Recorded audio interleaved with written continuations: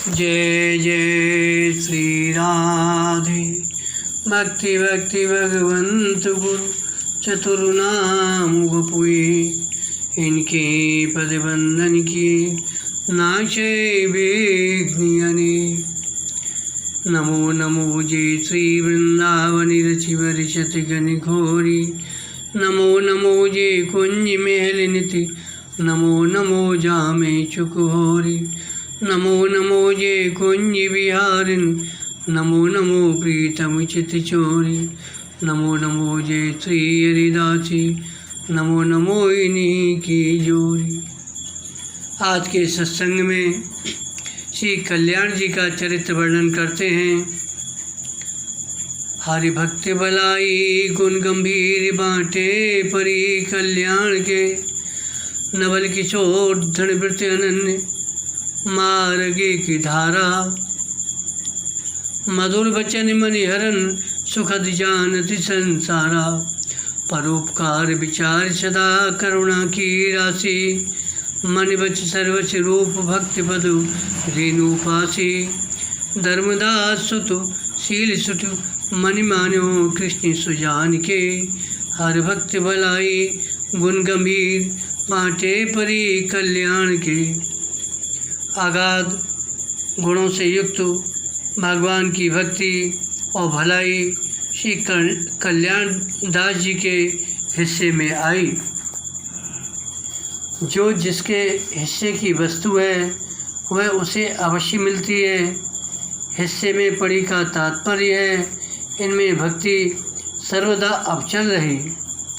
यही प्रेमियों को अभीष्ट है।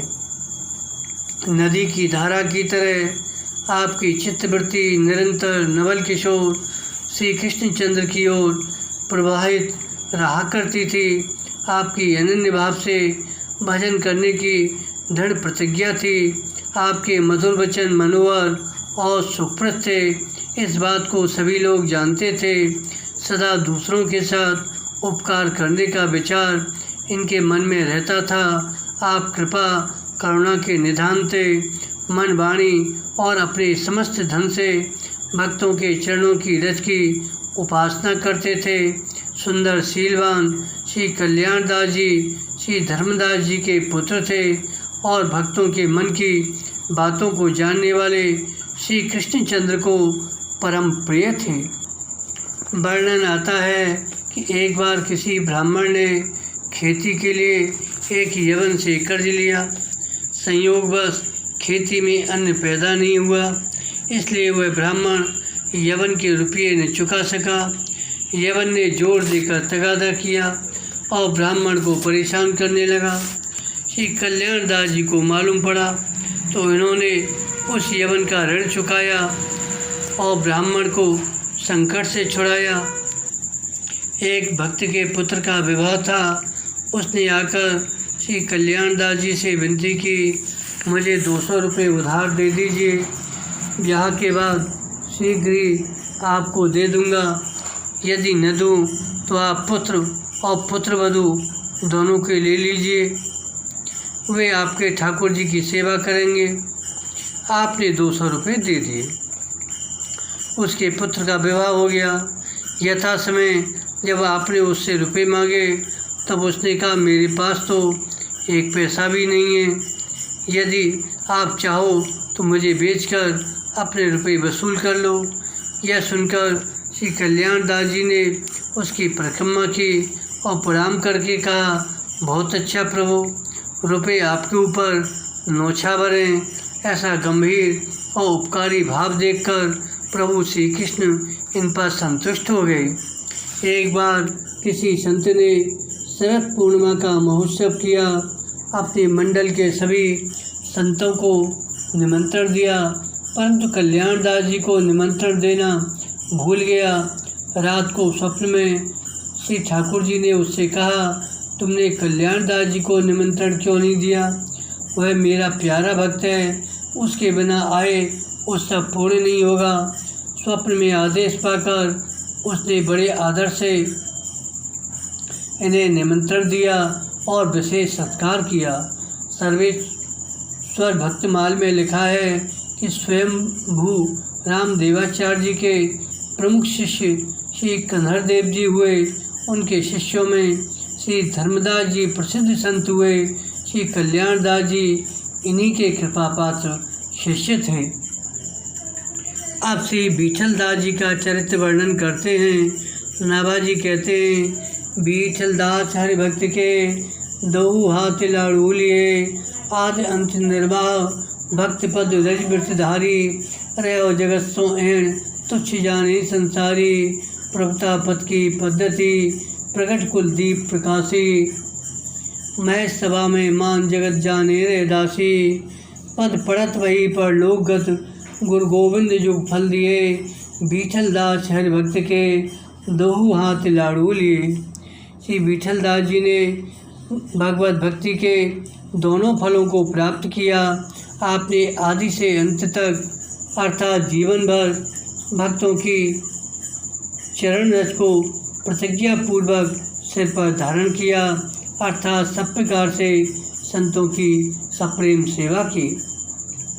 अहंकारी धनकों और विमुखों को आपने तुच्छ जाना, कभी उनकी खुशामद नहीं की, सर्वदा उनसे ऐंठ कर ही चलते थे। आप प्रभुता के पति की पद्धति में अपने कुल के दीपक हुए। सभी जानते थे क्या आप रैदास वंशी चमार हैं, परंतु बड़ी बड़ी सभाओं में बड़े बड़े महापुरुष आपका सम्मान करते थे। भागवत पद लीला पदों को पढ़ते पढ़ते आपने शरीर छोड़ा और भगवत धाम को प्राप्त किया। आप पर प्रसन्न होकर श्री गुरु और गोविंद दोनों ने दोनों फल दिए, अतः आपके दोनों हाथों में हर भक्ति के लड्डू रहे। वर्णन आता है, आप बड़े संत से भी थे। वर्ष में एक महोत्सव करते। एक धनी मानी सेठ इनके उत्सव में धन देता था, परंतु ये उसे आदर विशेष न देकर उसकी ओर से उदासी रहते। प्रसंगवश किसी समय धन के मद में चूर उस सेठ को आपने फटकार दिया। अप्रसन्न होकर उसने इनके पास आना जाना बंद कर दिया। फिर भी इन्होंने उसकी परवाह नहीं की। उत्सव का समय आया। उस सेठ ने सोचा, इस बार मेरी सहायता के बिना देखें कैसे उत्सव होता है। भगवान श्री राम ने यह देखकर एक बणिक का रूप धारण किया और बीठलदास जी के पास आकर कहा, महाराज मैं एक बनिया हूँ, प्रभु की प्रेरणा से आपके पास आया हूँ। ये 300 असरफिया लीजिए और ठाठ के साथ उत्सव कीजिए। मुझे प्यास लगी है, अतः थोड़ा जल पिला दीजिए। श्री बीठलदास जी जल लेने गए। उसी समय प्रभु अंतर्ध्यान हो गए। प्रभु तो अंतर्ध्यान हो गए। लौट कर आने पर उन्होंने देखकर लोगों से पूछा, वह बनिया भगत कहाँ गया? पर किसी ने नहीं बताया, क्योंकि बाहर जाते समय किसी ने देखा ही नहीं था। तब आप समझ गए कि असरफियाँ देने वाले श्री राम जी ही थे। प्रभु कृपा अनुभव करके आप विफल हो गए। सामान मंगवा कर 2 दिन का उत्सव किया। सभी संतों को अन्य वस्त्र प्रसाद से संतुष्ट किया। इस चमत्कार को देखकर उस सेवक का अहंकार दूर हो गया। क्षमा प्रार्थना करता हुआ आपके चरणों में गिर गया। तब आपने उसे सप्रेम समझाया।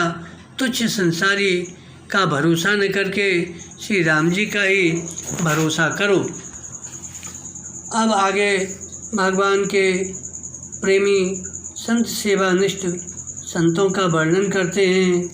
भगवंत रचे भारी भगत भक्तन के सम्मान को, क्वाहब श्री रंग सुमत सदानंद सर्वस त्यागी, श्यामदास लघुलंब अनन लाखे अनुरागी, मार मुदित कल्याण परस पंसी नारायण, चेता ग्वाल गोपाल शंकर लीला पारायण, संत से कारज किया तोसत श्याम सुजान को, भगवंत रचे भारी भगत भक्तन के सम्मान को। भगवत भक्तों की सेवा करने के लिए भगवान ने इन संतों को प्रकट किया। इन संतों ने भगवान की सेवा के द्वारा भगवान को प्रसन्न किया। इन भक्तों में से श्री सदानंद जी का चरित्र वर्णन करते हैं। आप बड़े प्रेम से संत सेवा करते थे। आप सर्वस्व त्याग कर भी संतों को संतुष्ट करना अपना कर्तव्य समझते। संतों के आने पर घर की सब सामग्री उनके सामने कर देते और प्रार्थना करते कि आप इच्छानुसार इसका उपयोग कीजिए। भंडारे में संत भोजन करके सामान की पोटली बांध कर चल देते, फिर भी आप किसी संत को टोकते नहीं। आपकी उदारता के प्रभाव से चारों ओर से रिद्धि सिद्धि आया ही करती। एक बार एक संत इनके पास आकर बोले, मैं बड़ा अभागी हूँ, मेरे पास रहने के लिए घर नहीं है, जो था वह छिन गया, खाने पहनने के लिए अन्न वस्त्र नहीं है, अतः मेरे रहने और खाने पीने का प्रबंध कर दीजिए। श्री सदानंद जी ने कहा, आप अपने कुटुंब के साथ आज ही मेरे स्थान में आ जाइए, रहिए खाइए, मैं अपने लिए वन में एक झोंपड़ी बना लूँगा।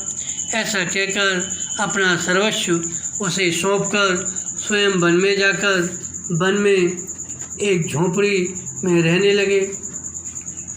भगवान ने एक अपने धनी भक्त को स्वप्न में आदेश दिया कि मेरा प्रिय भक्त सदानंद वन में रह रहा है, एक आश्रम बनवाकर उसे उसमें रखो। संपत्ति रहने वाली नहीं है, संत सेवा करके उसे स्थिर करो। ऐसा ही हुआ। उसने आश्रम बनवाकर इन्हें रखा और खर्चे के लिए सीमित सीधा सामान भी देने लगा, पर इनके यहाँ संतों की भीड़ अधिक होती, कभी कभी सामान की कमी पड़ने लगी। एक दिन आप उस स्थान को छोड़कर कहीं चले गए। इनके जाते ही साधुओं की बड़ी जमात आ गई। तब भगवान सदानंद जी का रूप धारण करके आए और उन्होंने सभी संतों की खूब सेवा की तथा आश्रम को अन्य धन से भर दिया। फिर वैश्य भक्त का रूप बनाकर श्री सदानंद जी के पास आए और बोले, अरे आप यहाँ कैसे आ गए? अभी तो आप संतों की पंगत करा रहे थे। मैंने देखा है आपके आश्रम में रिद्धि सिद्धि के भंडारे भरे हैं। पंगत करके संतों ने वरदान दिया है कि सदानंद तुम्हारे यहाँ सदा ही आनंद रहेगा, कभी किसी वस्तु की कमी नहीं होगी। यह सुनकर आप आए और जानी कृपा करी रघुराई, चहल पहल सब भांति लिखाई। समझ गए ये हमारे प्रभु राम की कृपा है। आप श्री नारायण दास जी का चरित्र कहते हैं, आपकी संत सेवा में बड़ी प्रीति थी। एक बार एक राजा आश्रम के समीप हरे वृक्षों को कटवा रहा था। श्री नारायण दास जी ने मना किया, परंतु वह नहीं माना। राज कर्मचारी पेड़ काटने लगे, तब आप पेड़ के समीप खड़े हो गए और बोले, मैं पेड़ को काटने नहीं देता हूँ। पेड़ काटना जीव हत्या के समान है।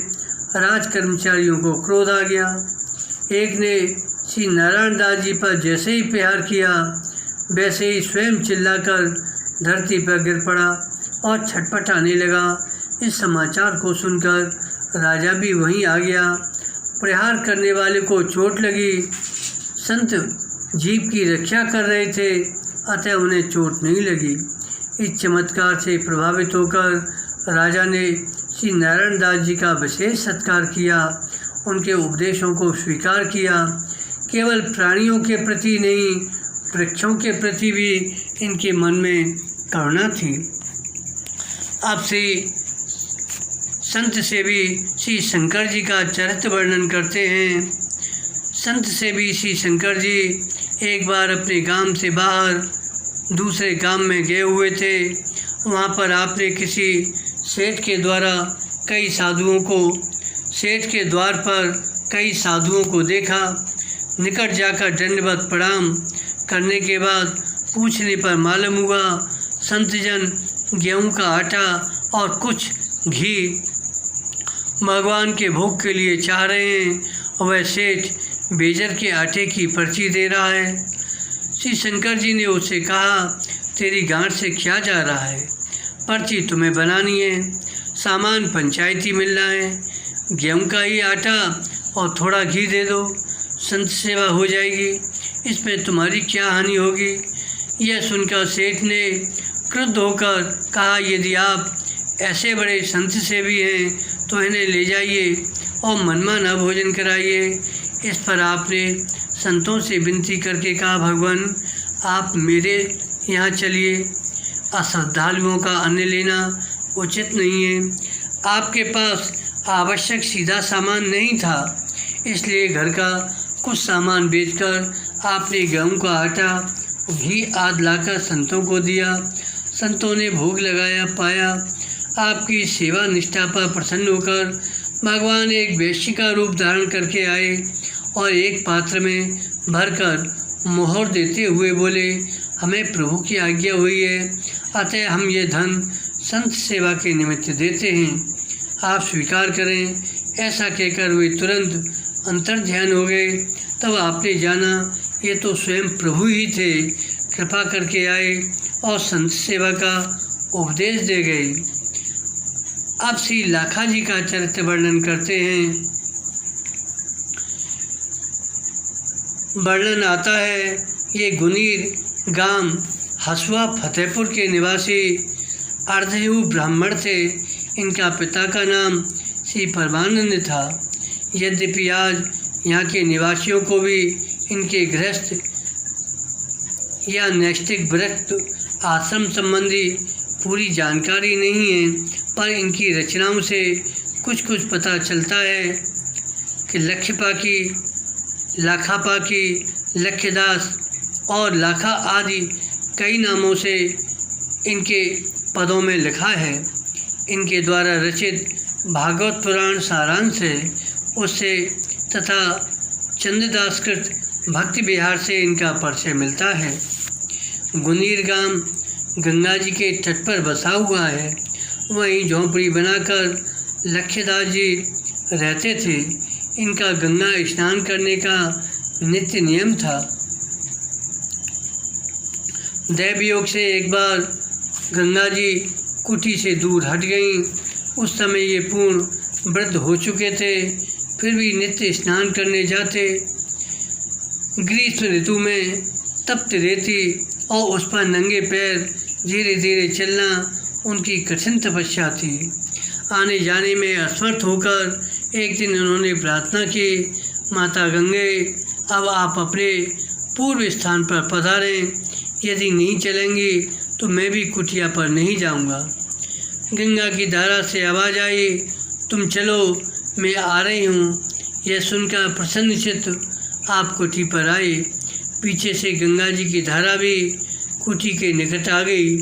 इस घटना को देखकर दर्शक चकित हो गए। इनका श्वेस चारों ओर फैल गया। इन्हें श्री रूप नारायण से संप्रदाय की शिक्षा और श्री हर व्यास देवाचार्य से दीक्षा प्राप्त हुई थी। कहा जाता है इनका बचपन से प्रभु में अनुराग था।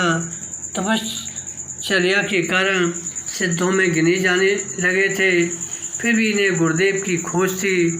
एक बार श्री हर व्यास देवाचार्य पर्यटन करते हुए संत मंडली समेत पधारे। इन्होंने उनकी महिमा सुन रखी थी, अतः दर्शन पाकर अति प्रसन्न हुए और उनके श्री चरणों में पड़कर दीक्षा के लिए प्रार्थना की। तब आचार्य ने 1,00,000 साधु ब्राह्मणों को भोजन कराने का आदेश दिया। आपने ऐसा ही किया। आचार्य ने दीक्षा देकर कहा कि गंगा जी के किनारे पर रहकर भजन करो। तभी से लक्ष्यपाकी आदि नाम प्रसिद्ध हुए। अंतिम अवस्था में आप श्रीधाम वृंदावन में आकर रहे और यहीं शरीर छूटा। सूरदास वाली कुंज पत्थरपुरा वृंदावन में इनकी समाधि बनी हुई थी।